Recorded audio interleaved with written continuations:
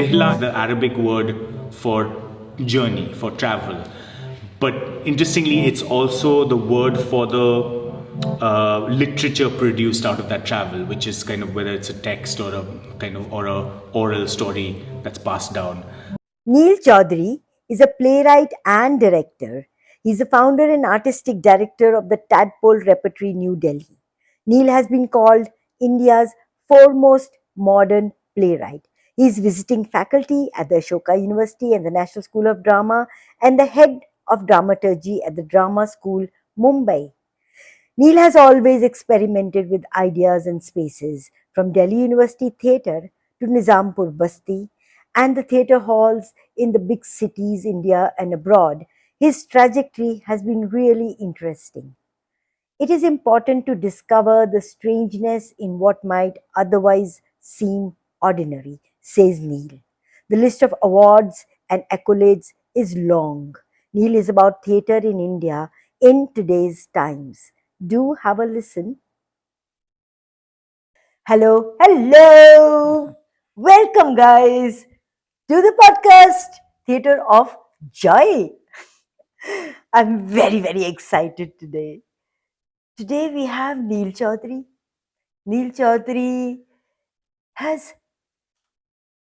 has the good luck to come into theatre through a different path than many people, other people, and very few have that chance.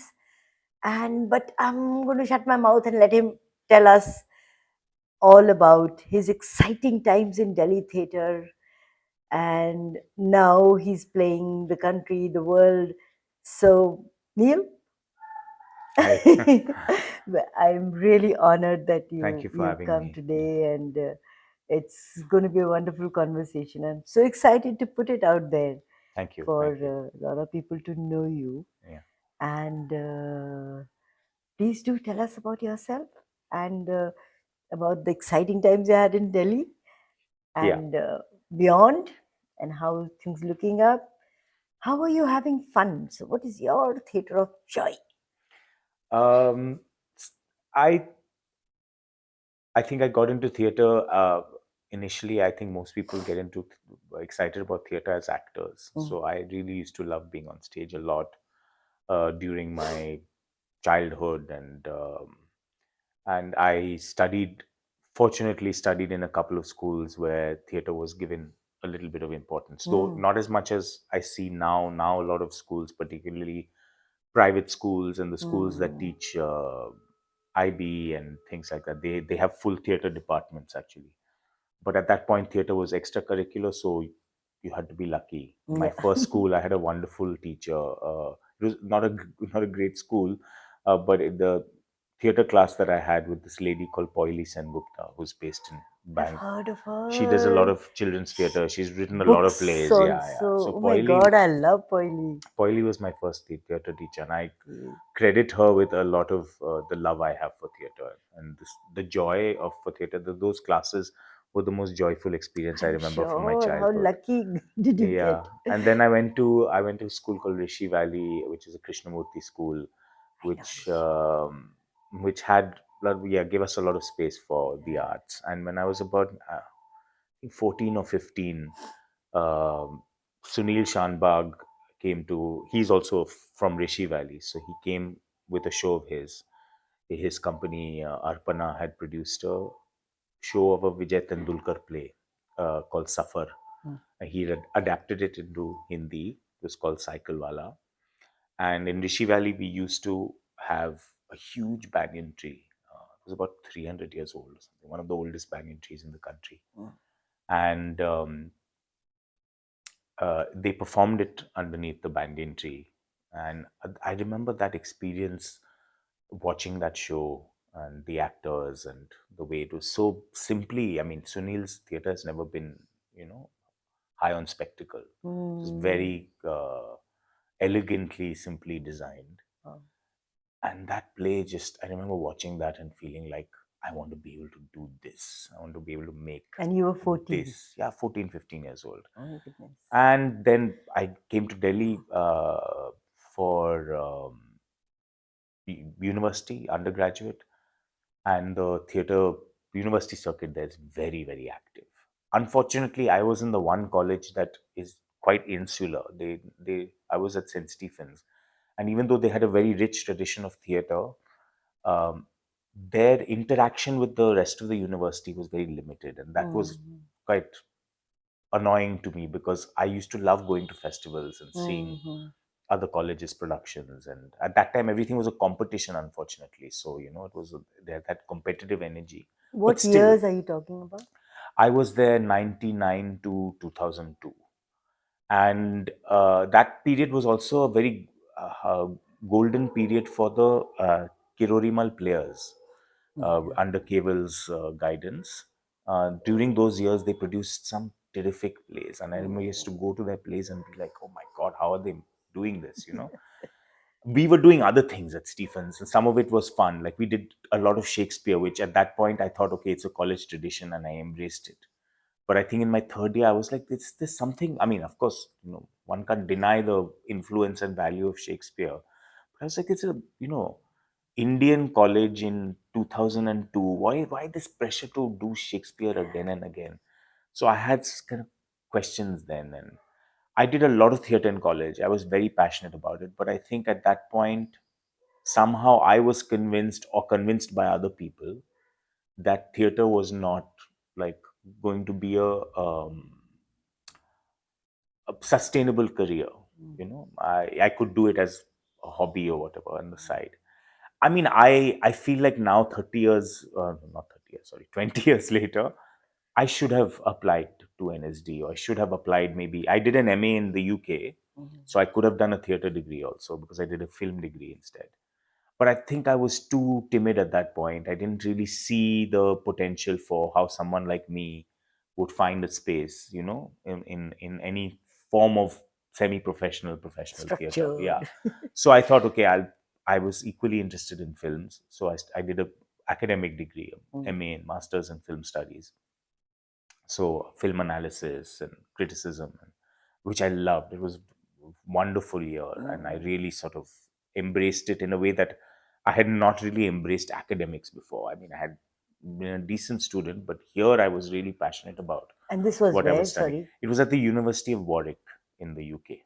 Uh, So it's a uh, little bit, maybe a couple of hours from London. A very, mm, very good university. They had a great film department. mm.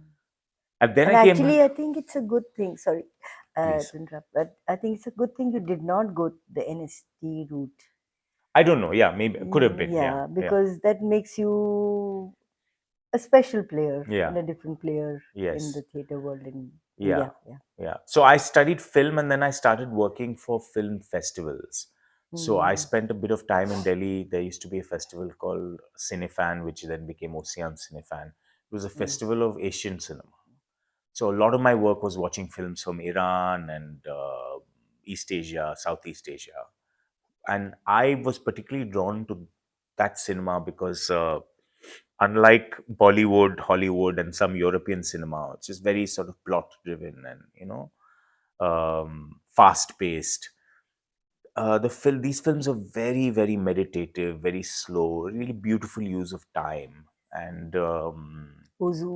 yes, yeah, Ozu was one of my favorites. I loved Ozu. In fact, my one of my I use this often in workshops. One of my great memories of Ozu was the first time I reached Warwick, where I studied my MA. All my classmates had watched a lot of films because most of them had Mm, done their undergraduate in ah, film mm, studies.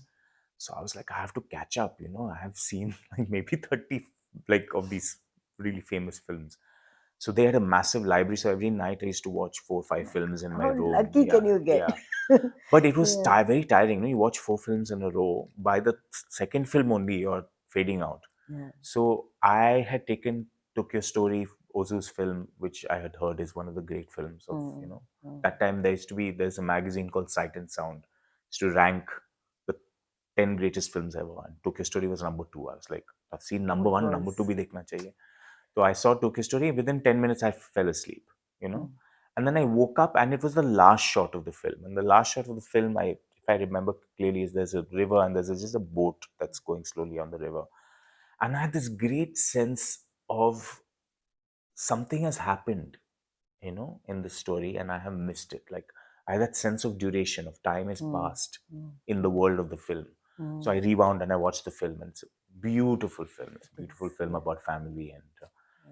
so yeah, all the cinema really influenced me, and I had a very nice job. I had a job. I worked in Berlin for 1 year at the Berlin Film Festival. Great experience. Came back to the same company.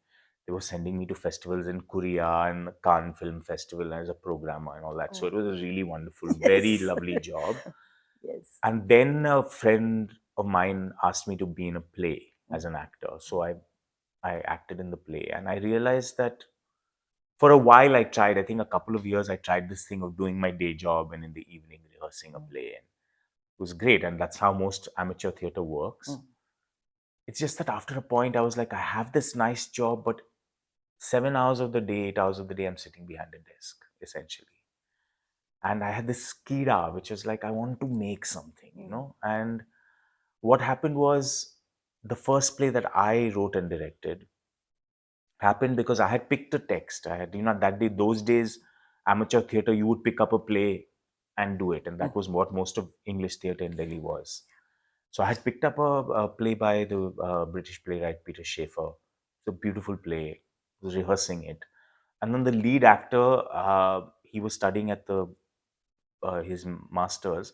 He couldn't do the play anymore because our dates changed and it coincided with exams and stuff like that. So we had already booked dates at the British Council Auditorium, so I was a bit stuck. So I didn't want to replace him because I had really designed and imagined the play with him in it. I didn't want to find a new play.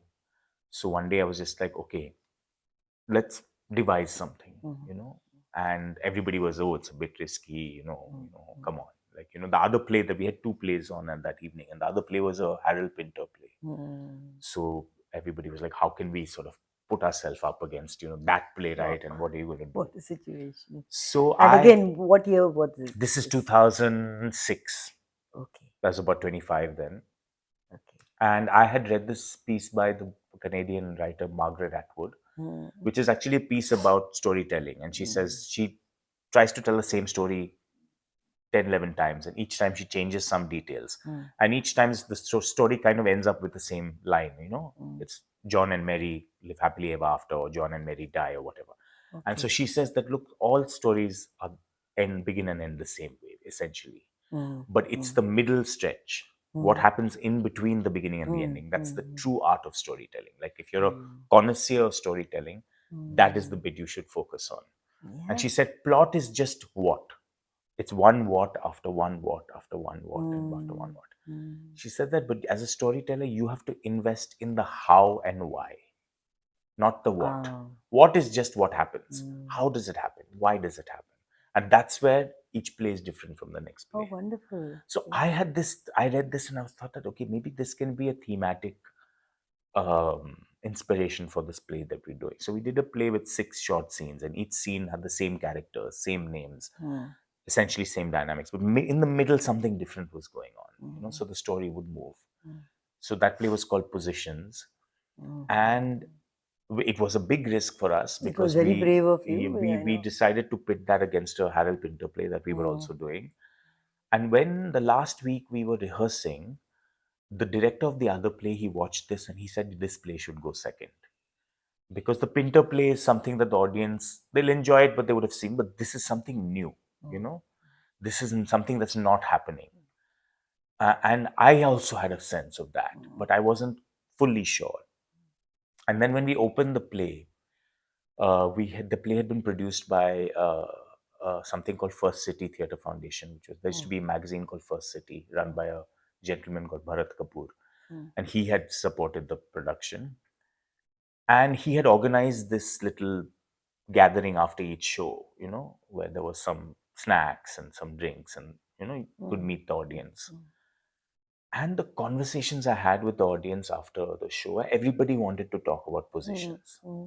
They were like, what is this? It's very interesting. Now, how have you told the story? We also, I think, felt that we found something. Like, we found an idiom or a language which is new and which is exciting for us. And the stories feel much closer to us. at And that then you point, don't pick up scripts and you do your own. yeah, and at that point in Delhi, unfortunately, most of the theater, most of the English theater was a kind of imported theater, I would say. There were scripts from usually British or American Mm. scripts, and usually in a language, in an idiom, and also thematically about things that I didn't feel connected to. And I knew that the people I was working didn't feel connected Mm. to it. So after we made this play, uh, I think I had a very tough decision at that point, which is I had this steady job Mm. and I knew that I could sustain the job and do this as a side thing. Mm. But I think inside I didn't want to do it as a side thing. So the same gentleman who had produced Positions, he said that, okay, I want to start a theatre foundation that makes plays, Mm. and would you be willing to, run it? Oh And God. I'll give you the space to develop your own Uh, work. And that was yeah. a crazy opportunity. Yeah. And what he did, which was very generous of him, was he matched the salary that I was getting in my other job. He Mm. said, because I said that, look, this is being sort of financially stable is important for me. Yeah. So he said, okay, what are you earning there? Mm. So I said this month. So he said, okay, I'll match that. I won't be able to raise it for a couple of years, but for 2 years, I'll match that. So I took the leap. I had a small group of people that I was working with then who I had great faith in. Mm. And we started in the first year that we worked, which was 2008, 2007, 2008, Mm. was a prolific year. Like we did about 4 productions, and including one terrible failure, which was the only time we picked up a script. And so it taught us a lesson that, stick with your what you have found, which is, Yeah, yeah, yeah. developing your own And material. there weren't many people doing this kind of No, theater. no. The new I writing know was that. very, very. In Delhi, there wasn't much happening. No, but the theater beyond scripts. Yes, yes, yes. Not many people were doing it at that time Yeah, in yeah, Delhi. yeah. And even at that point, I didn't have the confidence enough to call myself a writer because I had my scripts were sort of half scripts. They were ideas, little snatches of dialogue, characters. And often I would write half a scene and then I would go into rehearsal and I would say that this is half the scene. Mm. So you play till this point. And And then from this you. point onwards, you improvise. That's an interesting way. So A that's how lot the. of good scripts were evolved that way all over Yes, the yes. world. Yeah. So, and after a while, the actors got used to that. And I think that in those 2 years that I was with this foundation, we did about 4 new productions. Every production was very different. It was like, okay, we've learned this from this one, now let's move. So the first couple of plays were, a certain nature. Then I said, okay, I want to do 2 monologues. So I wrote 2 monologues. We did it. There used to be a beautiful, I don't know if it's still there actually, a beautiful space in Connaught Place Hmm. called the Attic. It was a I've, tiny space, I a don't think it's gallery. there now, Yeah. but yeah, I've heard Above about that. this, there used to be a shop called The Shop run by this wonderful couple, Pammi Singh and his Hmm. partner.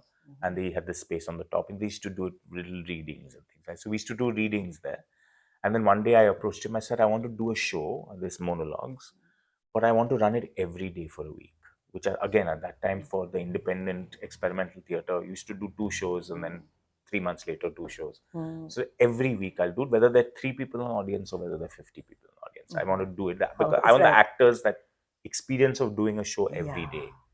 We ran it for a week. It was a wonderful success. Um, then I was tired of words. So the next production, I was like, okay, I don't want any dialogue in this play, but I don't want it to be an abstract play. Hmm. So we made a play called A Brief History of the Pantomimes, which is about a community of people who don't speak. So it was a Okay. realistic play, but it had no dialogue. And it was just, actually for us, it was a theatrical challenge. I didn't have a philosophical outlook on the subject matter.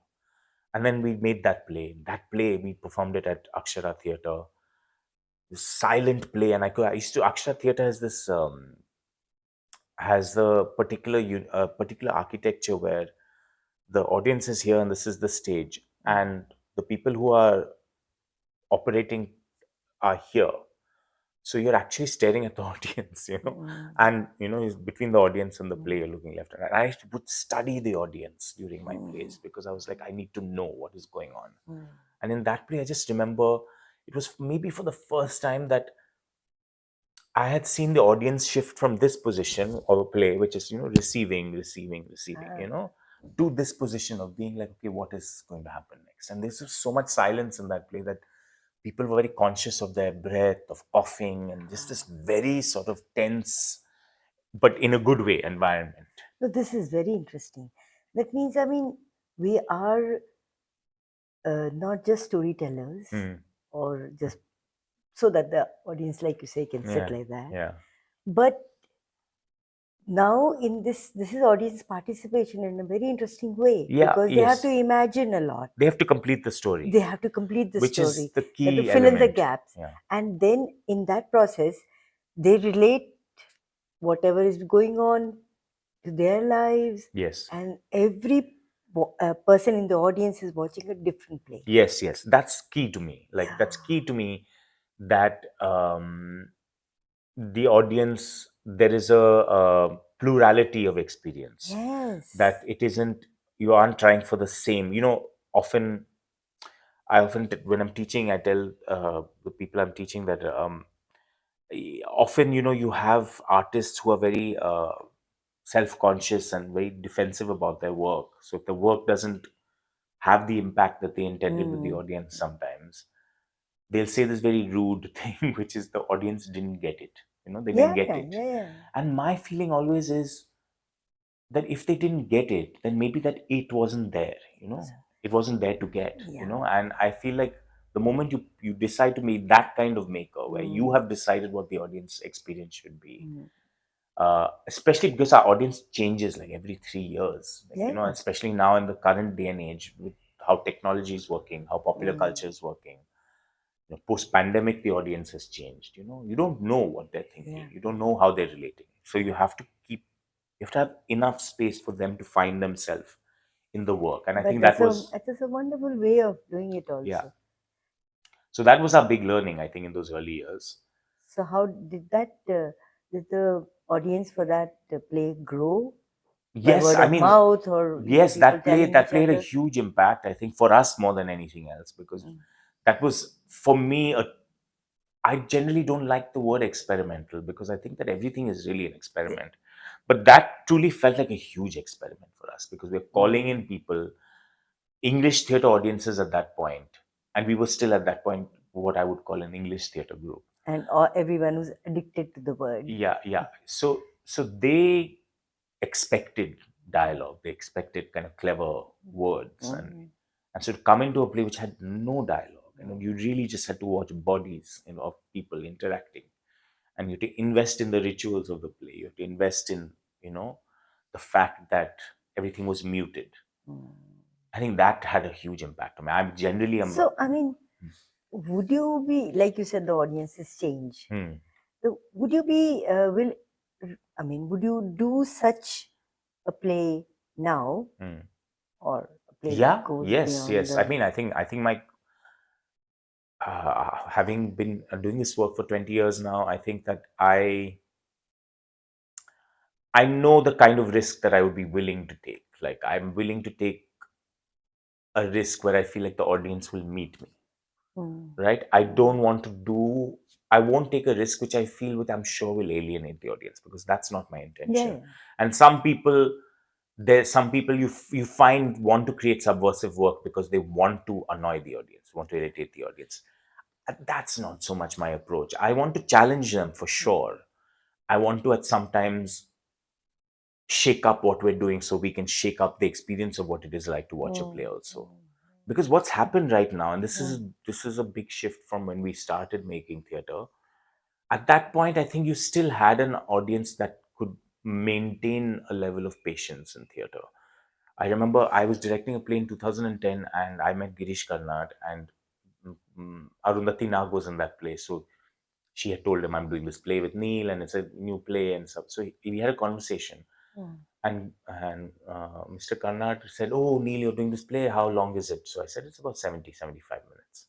So he said, "Perfect. That's the perfect length of a play, right?" Mm. So I said, "But Heaven is like 3 hours long, Mm. most of Mm. his plays are I very know. long." Mm. So he was like, "Yeah, but people don't have the patience now, like So they don't what have the what they call attention." attention Yeah, yeah, spans. attention. So And he said that, it used to be that people came into the theater and you had to hold their attention, but it was there. You had to hold it. So to make a good play, now you have to buy the attention like that. So, they have to really, when the audience comes in, you have to really sort of grab it, because it Okay, can go in like so let me 5 get minutes. this in the thing.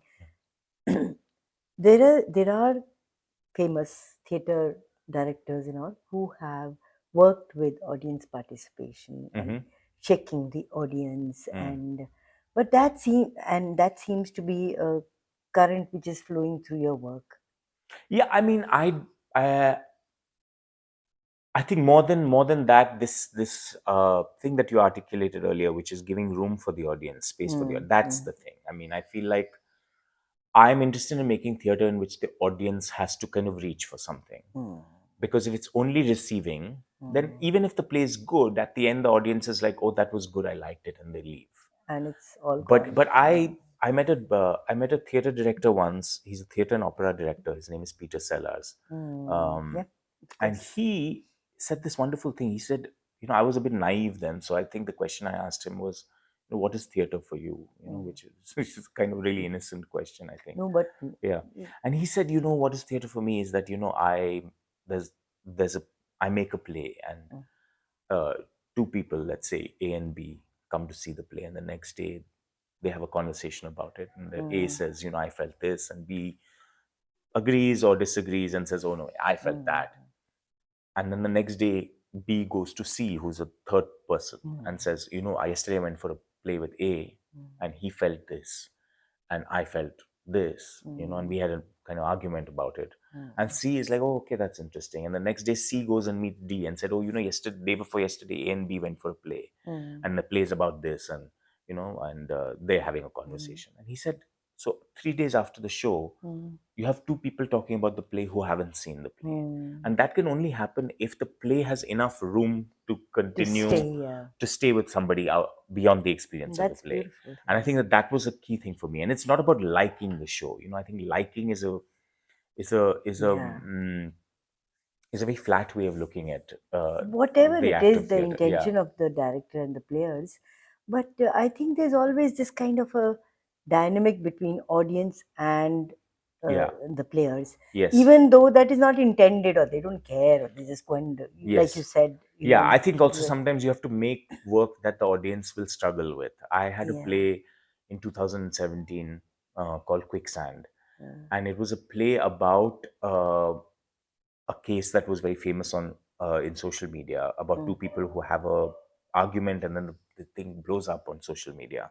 So the two regular people have an argument on a street, and then one of them posts a thing about it, and it goes crazy, and the whole country is talking about it, and then the whole case unfolds and stuff. And so I based my story on that, and it was essentially about how we can't sometimes are not in control of our own narrative, and in this age of social media, and the things that happen to us are, the way the public attention disfigures our private lives is something we can't anticipate when you go viral with us. And in that story, I refuse to take sides between the characters. So you have two characters in a situation where they've had a sort of predicament, and there are a lot of uh, identity politics in that play. So one character is male, the other is female.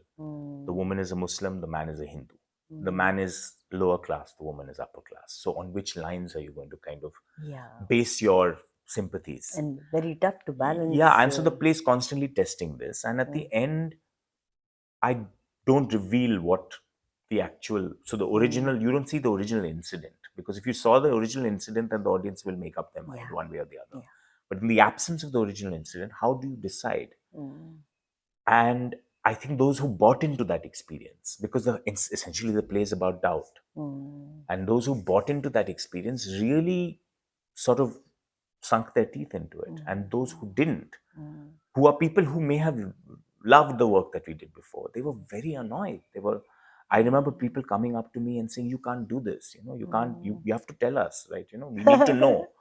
And some people were just like, oh, I didn't like this show, I didn't like it, But this brings me to a very interesting thing that a lot of people course, the world has moved on, Mm-hmm. but I remember I do have a niggling point of view Mm. that the participative community kind of theater Yeah. where scripts are prepared from the scratch is actually a different but more interesting experience than doing anything on the proscenium, Mm-hmm. because the proscenium space itself Mm-hmm. limits the experience of the audience. Yes. But I mean, listening to you and your experiments with audience Yeah. and Yeah. players dynamics, Yeah.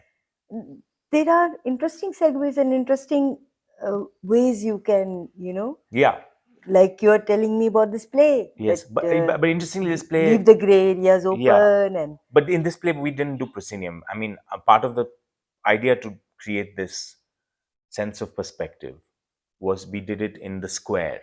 So, like, the mm, audience was seated almost in a kind of boxing ring mm, formation. mm. So, and where you were in the in your play determined some of the things that you had access to. Oh, how So interesting. some actors, some moments were closer to you, some were further away. I know. And again, we tried a social experiment, which again a lot of people enjoyed, some people were annoyed by. Whereas if the two of us went to the play together, I would give you a ticket and you would have to sit there, and the person you came with was sitting somewhere else. Ah. So that if you discuss the play later, Mhm. maybe you'll had seen different Yeah, things. yeah. So yeah, that's essentially how our work grew. In the middle, when we felt like we'd reached, saturated one idea, we would sometimes take a very big left turn. So 2013, after making a lot of independent original productions, we suddenly decided to collaborate with a very close colleague and another member of Tadpole. His name is Anirudh Nair, because he was very interested in Shakespeare. So at that point, it seemed like the least likely thing for our company to do, but we decided to do a big Shakespeare production of The Winter's Tale. And we did it as a promenade show. So we did it at a space in Delhi. It keeps changing its name, but at that point, it was called Zorba the Buddha. Mm. It's this Yeah, yeah, yeah, yeah, it's this yeah. kind of estate where they do retreats and things like that, and it's had some very nice, lovely spaces. So we did the first act in the round. Then the audience moved into a huge lawn, and we did the second act there. I mean, the second half there, and then the last part we did in this little hill. So we had the audience moving around for that. That was a great experience because it just took us away from our practice towards something else. And then allowed us to return back to the original work. So, have you been able to keep the essential, let's not say experimental, Mhm. but nomadic, you can say, Mm. idea about theater representations and productions and I think so. I think so. I think I have. I know that my work has evolved to a place where it's very hard for me to make a play that, for example, that would fit on the Kamani stage for multiple reasons. That scale to me uh, is not appealing to do a play, and also for that large an audience. Because I figure that if my audience is about 2 to 3 thousand people, to finish my audience in 3 shows is not something I'm interested in. I'd rather do 20 shows for 100 people.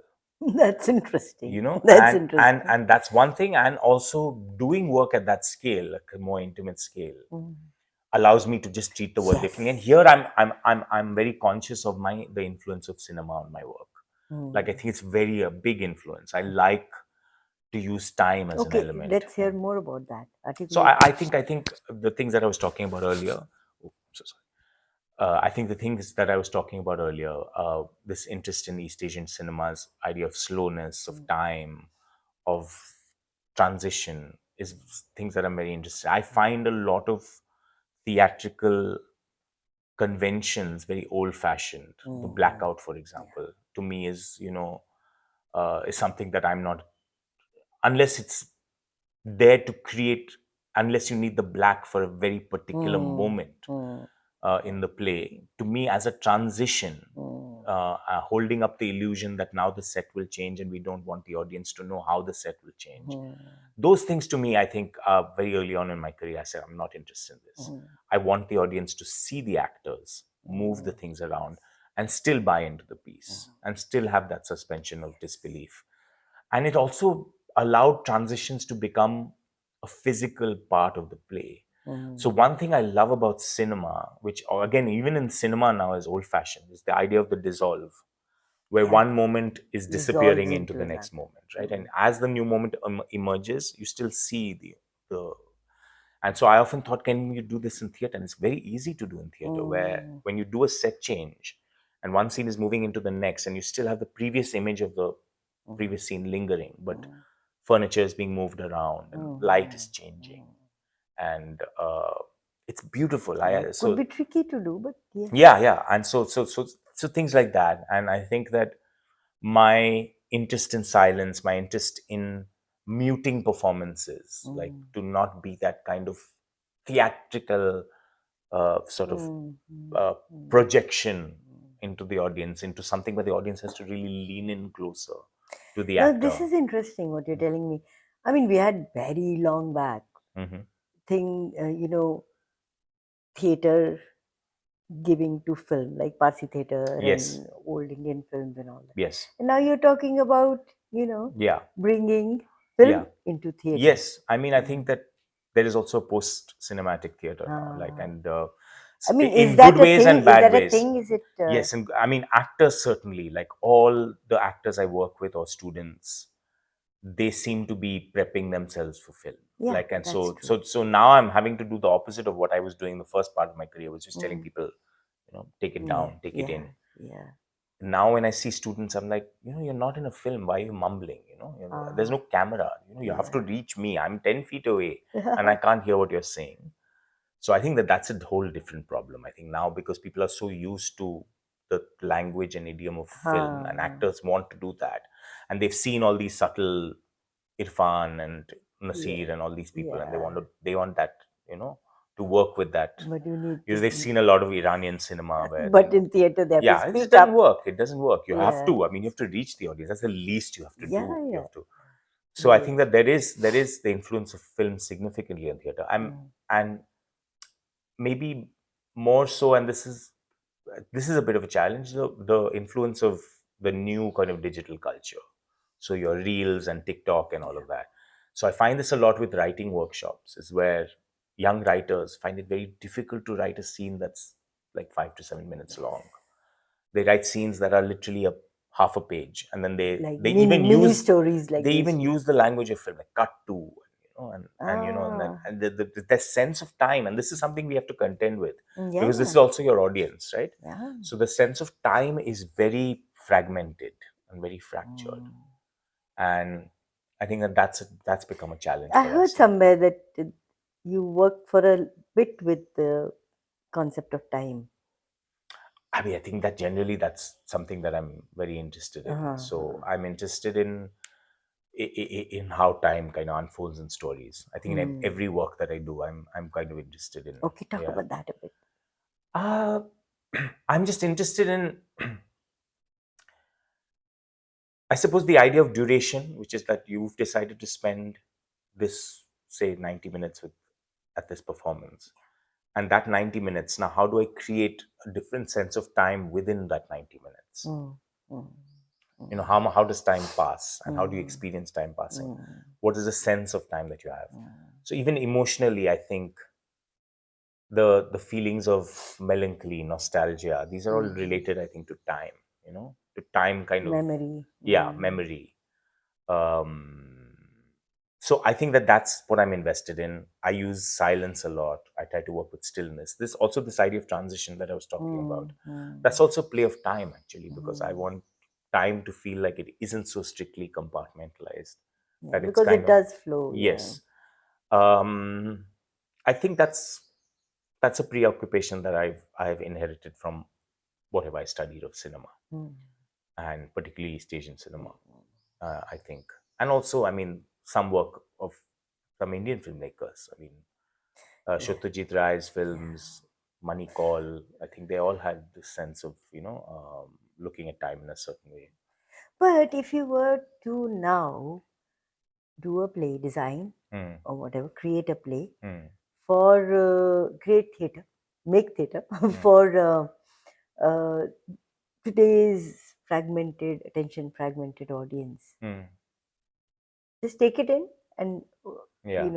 would you be willing to experiment with that also? Sure, yeah. I think you always have to meet your audience Yeah. someplace. Like you can pull them towards you, Uh, but you also have to move towards them. And I think that an audience will only take you seriously if they feel like they are being considered. yes. Often you'll see a piece of work and you feel like I've had the experience where I've not been considered. Like Mm, my life, my experience has not been considered in this interaction. mm, So I think that it is something. The last couple of years with my group Tadpole, since the pandemic, because we took a long break during the pandemic. We felt mm, like, okay, it's been 14, 15 years now. mm, Let's this use this moment as a moment of pause and see what kind of theater mm, now we want to make. mm, So mm, um, so I made a couple of pieces, audio projects, and there it's easier to work with sort of bite-sized, mm, you know. mm, Um, but I think in the next year or so, I'm going to be making new work, and I think that this is a question that will confront me, like, mm, how are you including contemporary audience in this work? Because it's not just young people; it's also people who were an audience of a mm. certain kind before, who have changed over the last. This is interesting because old, hoary, salty kind of theater people. We have a nostalgia about Mhm. theater, तो Yeah, ऐसा, that, and yeah. वो है वतन और वो मतलब Mm. but audiences are different now, Yeah, so we can stay in our ivory tower and but you can also you can but also you can also make a thing. You can say that the audience doesn't get it, आजकल तो theater देखते नहीं uh, है, but still we can take up the challenge and yeah, work and with you it can you also. can actually you can pull that audience. And Yeah. I've had two experiences at the NSD which I feel are quite interesting. 2 years ago, I directed Chekhov's The Seagull, Ah. and I think a lot of young audiences connected it very much. But the traditional NSD audience and the NSD scene, the critics who come to Mm. watch, so it's a lot of Mm. the faculty, old faculty, didn't like the play, and they Yeah. felt like they I just didn't connect with it. And so I I said can that, okay, understand. because this is interesting, because I could be that standoffish person and say, well, that's their problem. Mm. But the next year they invited me back. I said that, okay, I have to do what I think is my work, Mm. but I also have to use what the culture of work at the NSD has been, Mm. and I have to kind of sort of Bridge. create something. Ah. So the play we did last year was a Turkish play called Avalanche. Mm. Um, I think it did that thing which I was talking about. It first said, okay, I'm going to see you as an audience and I'm going to bring you in. And then I'm going to kind of challenge you. And I think the reception to the second play last year was much different, much more Yeah. different. And I feel like they felt challenged, but they also Mm. feel like, oh, this is something new, I think. That's my impression of. And this is a progression which comes with people actually not liking the black, no light in the audience situation, Right. who would, actually still, I think it should be talked about a lot more, Yeah. your Yeah. kind of work, Yeah. that the audience is there, Yes. and it's not just uh, connected with, say, Augusto Boal, Forum Theatre, Hmm. with its all political Yes. underpinnings, but it's just, something that we can experiment with as an art form. Sure. Yeah. I And so think. that, Mm. interactive, flesh to flesh kind of theatre experiences stay alive. Yeah. Yeah. I mean, if an audience comes to me, a member of the audience comes to me at the end of a play and asks me a question, my instinct always to say, what do you think? Because Hmm. I'm not interested in my Yeah. feelings about the Or play. your message getting across. I'm more interested in what did you see, because Hmm. that's how I will learn. Hmm. That's how I will understand my play better. Like, I don't Hmm. know actually everything about the work that I have made, Hmm. because I'm only part of the equation. Hmm. Like, you are the other part of the equation. And then it makes me think that, Brechtian Mm. alienation Hmm. is also actually like surgery. It's Yeah. it's an intervention. Mm. It's not, you know, Yeah. invitation and then receiving, No, it is which actually, because I think what it invites you, the audience, to do is it invites the audience to consider that, to keep, it reminds them that this is a performance. I think that's very that's important. true. Yeah, you know. But I like the evolution that Yeah, yeah, yeah, yeah. has happened after that. Yes, yes, yeah, yeah. It's more homeopathic, let's say. Yeah, It's yeah, yeah, more, yeah, yeah. yeah, yeah, amazing. Okay. So quickly tell us about your latest production and what is going on. So right now I'm building a few texts that it's too early to actually share. But the latest work that I've made is actually with a group that I've started working with a lot in Delhi, called Agaz Theatre. Of Sayukta course, Saha's group. yeah, It's a yeah. group of young actors and theatre makers from the Nizampur Basti area. Oh, wow. So in 2019, we made a play together called Rihla, which is adapted from a play called I Want a Country by a Greek playwright called Andreas Florakis. It's an open text, and so we made it, and it's essentially about a group of people a group of misfits who want to leave their country, who are fed up with everything, the political state, the economic state, the cultural uh, state of the country, and they want to leave. And it's a nameless country, and they're trying to decide where to move to, and they can't come to a conclusion. Like the whole play is this That's what a lot huge, of people yeah, are now also yeah. going through. It's a huge debate between these characters, Yeah. and so we did it in 2019.